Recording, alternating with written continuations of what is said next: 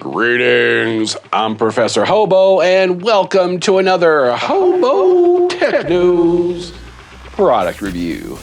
Back in the spring of 22, I reviewed a new innovative 600-watt power station called the Rallye from a new kid on the block, Runhood Power. Most of the complaints at the time were that the product was just too darn small. Runhood has since expanded their product line to now include a new 1200-watt version they call the Rallye 1200. So what's the big deal? Well, this is one of the only mid-sized power stations on the market that doesn't have batteries built in. Instead, the batteries are removable and slip into the side and are fully modular. But is it any good? Let's find out. HOBOTECH. As mentioned, the Rallye 1200 is a fully modular system, so the host engine, which is the power station part itself, doesn't have any batteries built in, has two battery receptacles where you can use either one or two batteries. So, show you right now, you just pull the batteries out, and so they call this part the host engine, and they call these, strangely, energy bars. So, can't really eat them. They don't smell like chocolate, but you can run either one or two simultaneously. And they just slip into the side. And one of the things I complained about the original Rallye 600 was that they left this big hole. So if you didn't want to run two batteries, you know, things could get in there. So they now include these rubber gaskets that you can put over the empty hole, or holes if you plan on not having the batteries inside. So this is an update, and they actually listened to me and included these in their new version.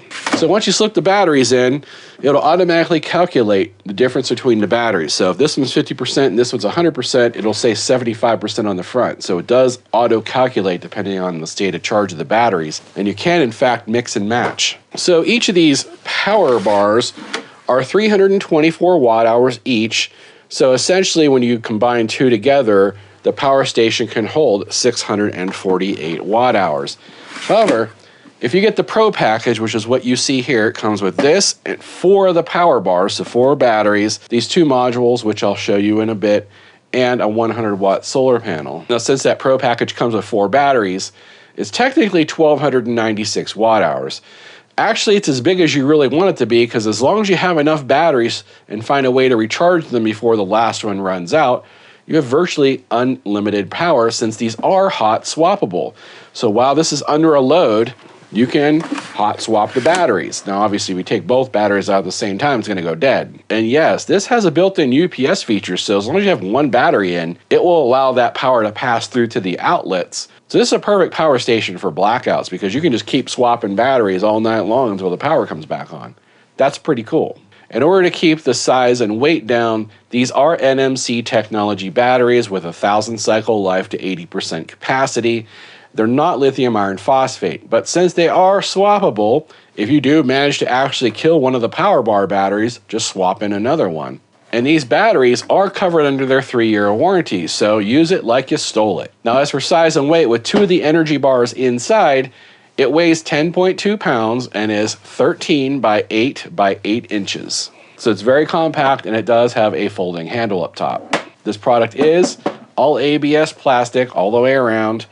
It does seem to have a color screen that was kind of stolen from the parts bin of a major brand, if you know what I mean, but it is a really nice color LCD screen that shows you input, output, watts, time to charge and discharge, and gives you the battery icon with the percent display. It also gives you little icons down here, like if you're overheating or if it's too cold. It also gives you AC and DC icons, as well as if you have 1 or 2 of the energy bars in, you'll see that it actually turns on or turns off these icons at the bottom. As for the inverter, this sports a 1200 watt pure sine with a 2400 watt surge out of 3 15 amp outlets. As for ways to charge, there are several, and this does get a little bit complicated. So let's go ahead and start with the basics. Let's assume AC wall charging. So this does come with a built-in charger inside the unit. So all you need is the cable, no brick. And this will charge at 400 watts from AC power using that cable in about 2 hours. They also include this 180 watt power brick, which is mostly used with this adapter to charge the energy bars separately. So say you have 4 energy bars from the Pro package and you want to charge 2 of them externally while the other 2 are in this unit. Well, that's where this power brick comes in. You can plug this into the wall and it will charge those at 180 watts. But you can also plug it into the MPPT controller on the main unit and charge in about 4 hours. I'm not really sure why you'd do that, but the option's there. Now it does come with an MC4 solar cable adapter, so you can run your own solar panels or the included 100 watt Runhood if you get the Pro package. Now 200 watts of solar is the hard limit on this product, so at 200 watts you can charge this with solar in about 4 hours. Last and certainly least is the 12 volt charger. So of course you can plug this into a 12 or 24 volt vehicle and that will charge in about 6 hours. Additional note about the solar panel and the power bar, something I didn't realize until after I was actually done recording this video. I went and checked out the solar panel because I'm wondering, is there a way to use a solar panel to charge the batteries directly? And there is. Now, they do include an MC4 to, I think this is a 6.5 millimeter. Don't quote me on that, but I think it is. So they give you an adapter that actually works with this box. So this box hooks to the batteries through a serial connection. And what this box allows you to do is it takes the power from the solar panel, converts it to whatever the batteries need, and you can actually charge both batteries at the same time from one solar panel. Now, you can put 200 watts of solar in parallel with an adapter and charge them a lot faster. But a 100 watt solar panel should be able to charge these up in one solar day, probably about 7 hours, 8 hours or so. So you can actually, in fact, charge the external batteries that you're not using in the power station with the solar panel. The Runhood offers a single 12 volt cigarette style lighter socket as their only 12 volt output, and it can handle 10 amps and is regulated at 13.3 volts. As for USB types, the 1200 has a pair of 100 watt USB-C power delivery outputs and a pair of 28 watt USB-A quick charge ports. So unlike everybody else on the market that seems to be skimping on these quick charge ports, Runhood is not. As for other outputs, the Runhood does offer a 15 watt wireless quick charger up top and a fancy flashlight on the side with a compass in the stock. Oh, sorry, I was watching A Christmas Story this evening. Doesn't have a compass. No, I want an official red carbonation 200 jet by the rifle. You'll shoot your eye out, kid. Now, as for other features, if you actually get the Pro package, it comes with this really neat 80 watt inverter that plugs directly into one of the Energy Bar batteries. So you can see there's an interface here on the battery. You just plug it on in, hit the power button, and you'll actually get a little 80 watt inverter that you can plug stuff into. Now they also have this, I think they call it a super power bank adapter. You can plug this onto the same battery and now you have a bunch of extra USBs. I'll demo this here more in a bit. Runhood does offer a 3-year manufacturer's warranty if you purchase directly from them and register on their website. And of course I took the RUNHOOD Rallye 1200 here into my secret laboratory where I performed all kinds of crazy experiments on it, including, yes, let's say it together now, a double-fisted battery capacity test.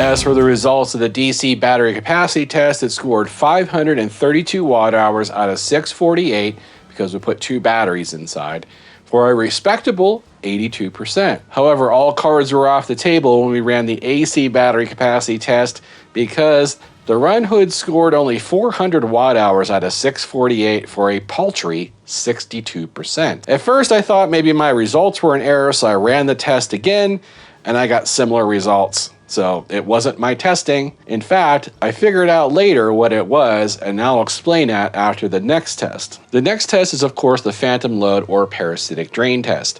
This is where we run it with just the DC on for 12 hours, then multiply that result by 2 for a 24-hour result.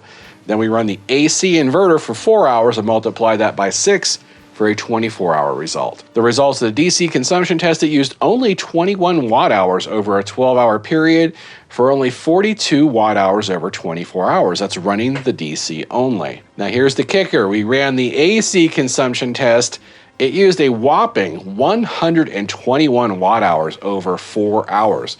Remember how small the batteries are in this. If you multiply it by 6, means it uses 726 watt hours over a 24-hour period just to have the AC inverter on with no load. So that means if you left the inverter on this product, it would only last for 21 hours until it died. Ouch. Doing the math, this little 1200 watt inverter for some reason is burning 30 watts at idle just to sit there turned on. Since the AC battery capacity test runs for about 4 hours, that does explain the missing 120 watt hours from that test. If you add 120 to the previous 400 watt hour results, you come up with about the same result as the DC battery capacity test, so that's actually where the power's going. It's going to heat that's disappearing into the atmosphere. Pure sine wave check under load. You can see the inverter is outputting exactly 120 volts under load, and the pure sine wave looks perfect. It is running at a frequency of 60 hertz. Inverter capacity test is where we determine how far can we push the built-in 1200 watt pure sine wave inverter. Let's go ahead and start at 1200 watts and work our way up. Okay, you watch the sine wave up here, and we're gonna have the output of the watts right here. All right, 1200 watts, 1250. And it dies.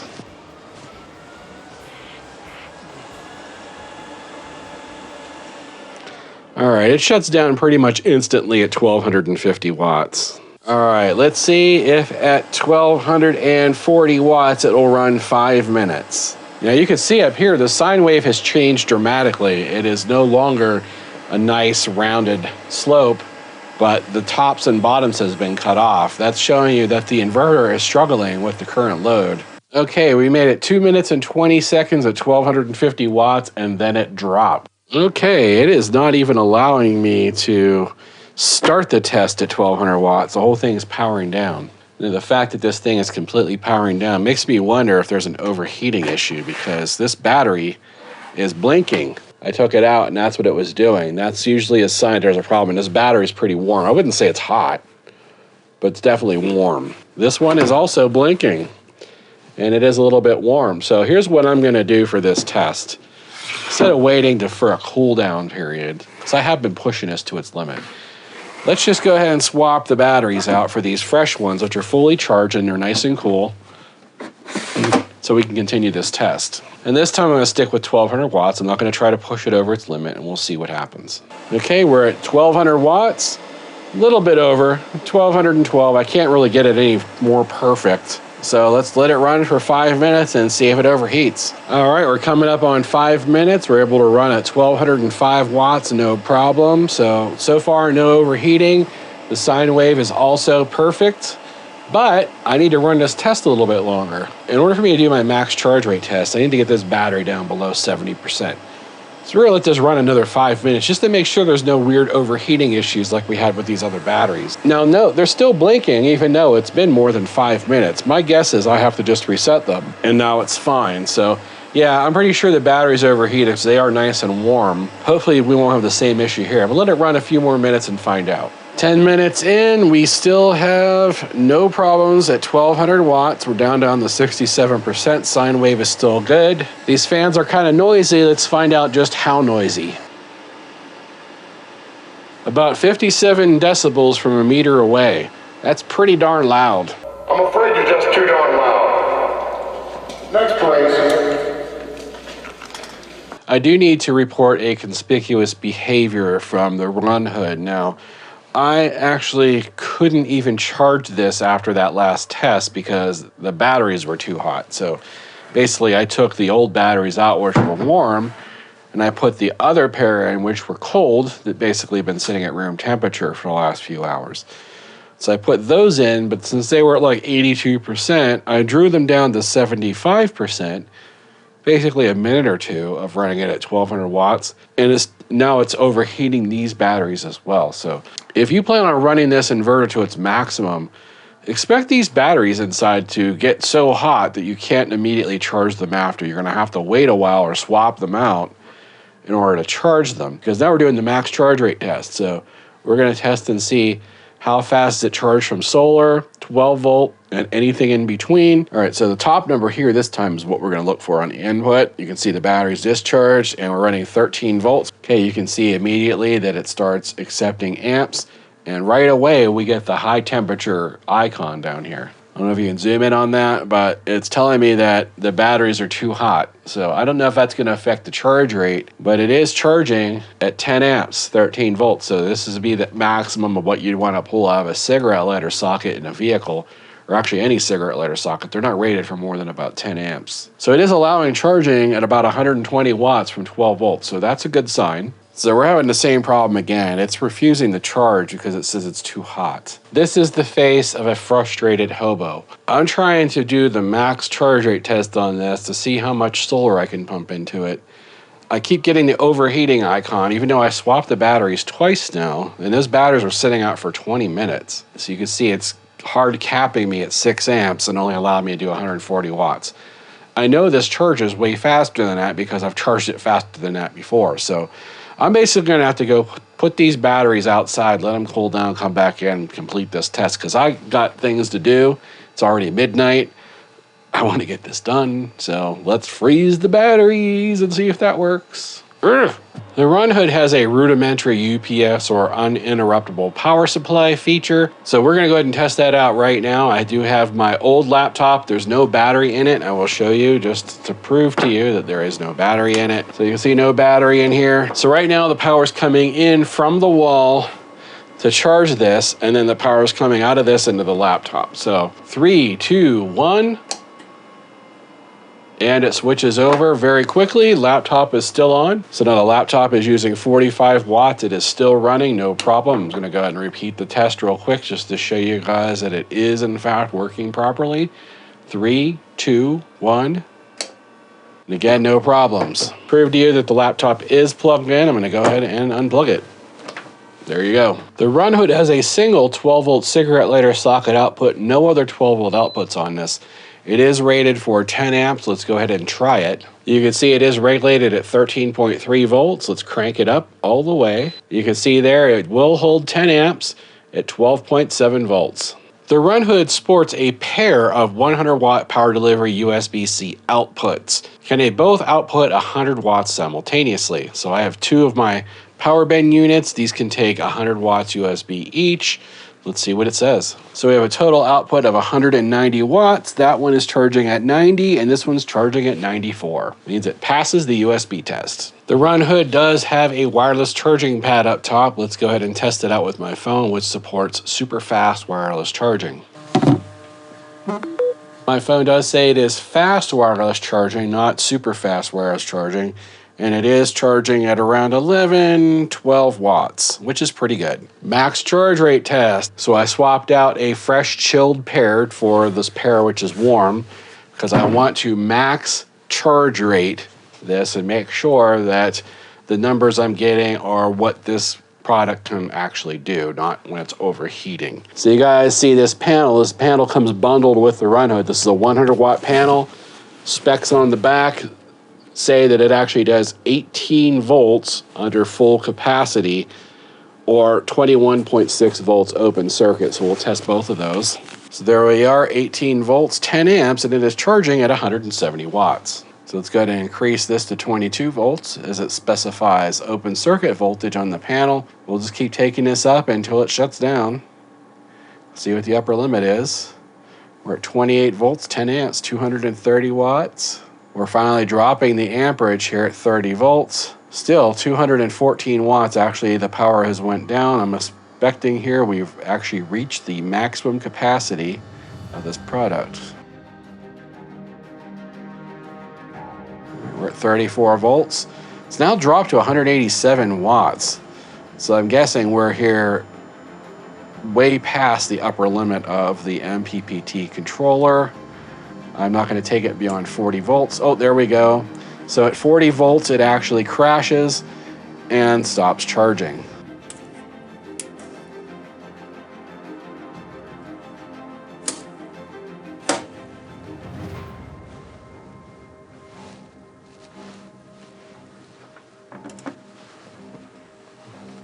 Yeah, that's not a good sign. It's not showing it's an open circuit. I think I fried something. Yes, I definitely smell something burning.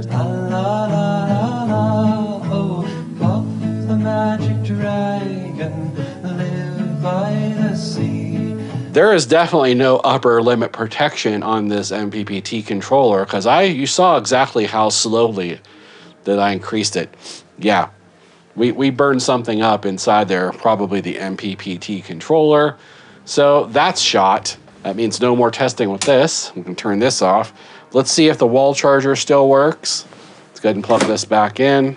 Man, it really stunk up this room. I must have blew several capacitors doing that. Now the AC charger should still work. Let's find out if it does. Yes, it looks like it's AC charging, no problem. So even though we smoked the MPPT, it does at least still charge from AC input. And that means since the MPPT smoked, there will be no simultaneous charging test, although I don't see this unit would actually charge any faster than it does at 400 watts. Because these energy bars are only 324 watt hours, and so pushing 400 watts, 450 watts into two of them is probably gonna be about it. Then again, we'll never know. Now that I've evacuated the lab of most of the noxious fumes, let's do the amp interference test. Not going to bother with the switch.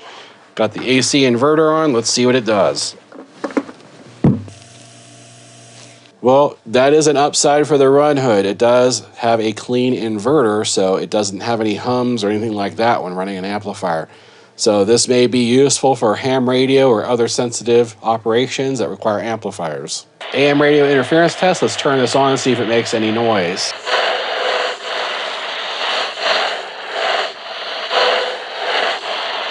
DC. Quiets it down a little bit. AC.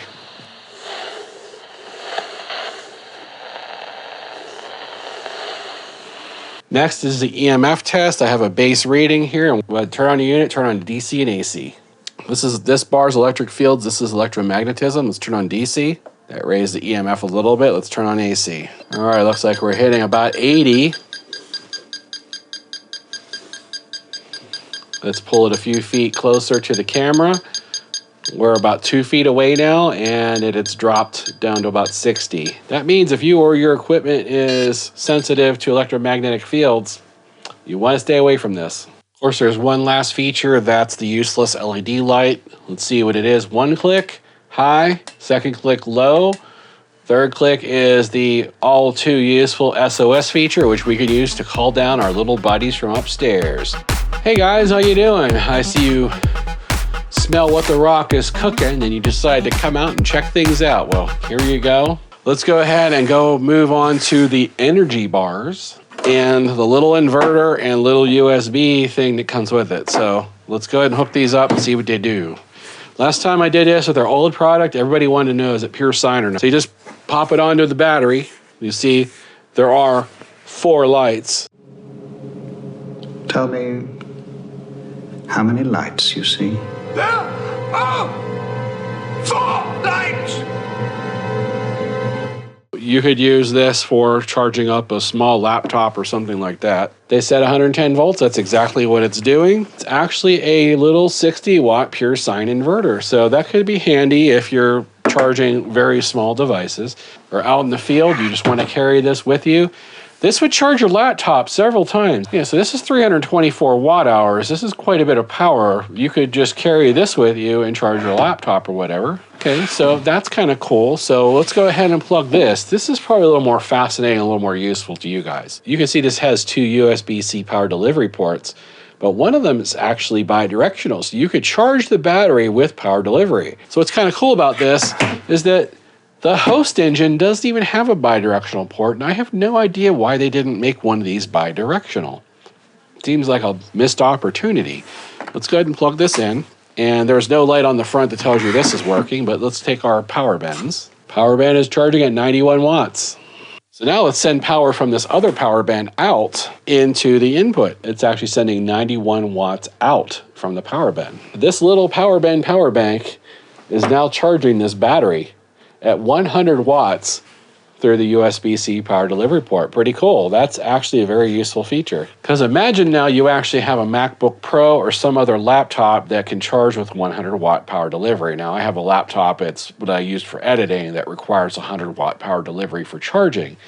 You could take just this with you on a trip or stick it in a bag or whatever, and lots of charges on your laptop on this. I'm guessing I could probably get 2 or 3 full charges from this battery on my own laptop, just because I know the kind of power consumption it has and the built-in battery. It looks like this inverter is still on. I'm sure it probably shuts off after a certain amount of time, but I'm not sure.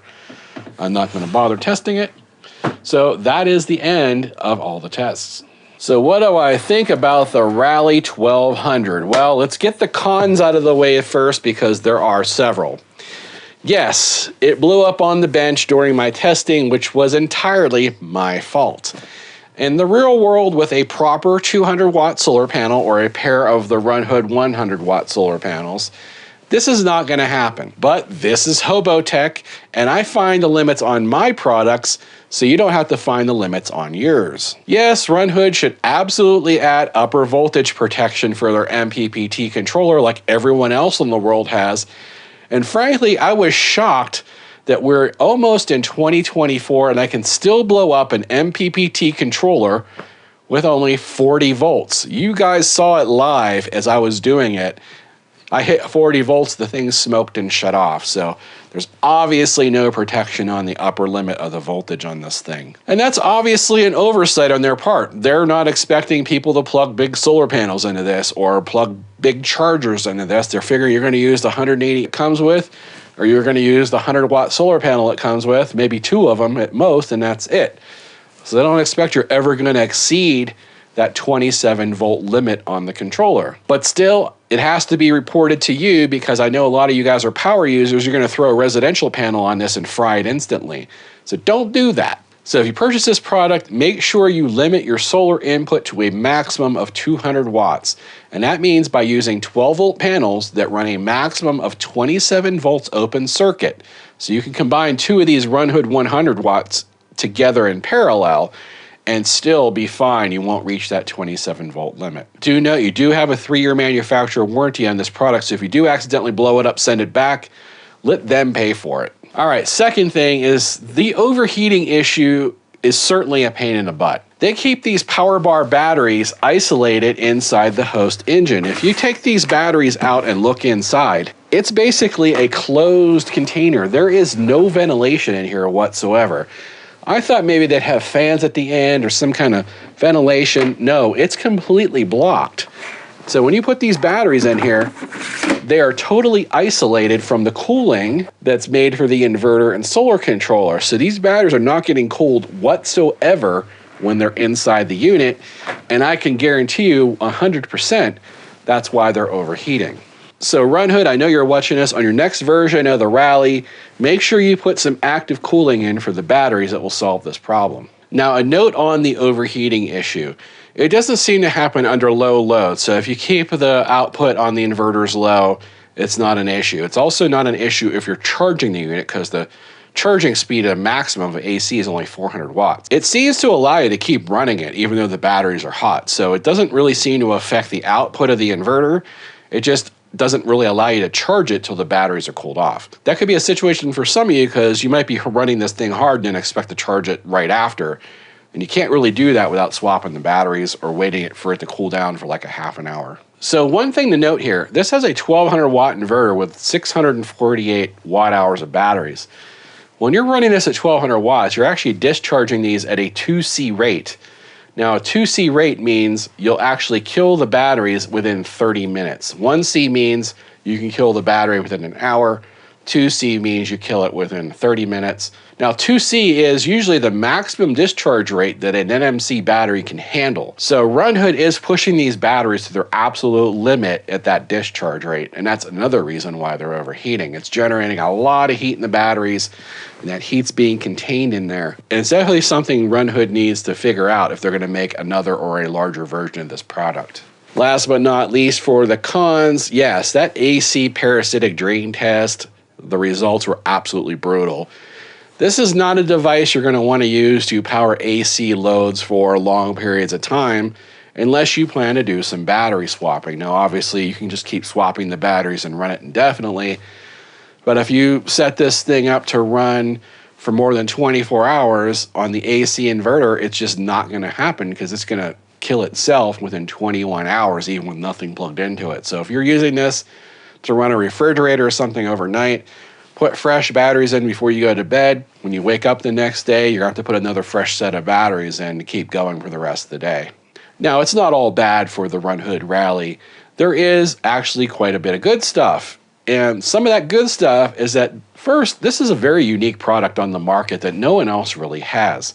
A lot of people love the idea of modular batteries, especially since you can replace the batteries that are actually inside of this. You don't ever have to worry about the cycle life of these removable batteries, because guess what? You run 1,000 cycles, you go ahead and put it in the recycling bin, slap a new battery in, you're good to go. So as long as the host engine remains functional, you can keep swapping batteries in forever and use this product indefinitely. Because 1,200 watts can be pretty usable. This is a mid-range sized modular power station, and as long as you have enough of those power bars and solar panels to keep it going, you pretty much have indefinite power.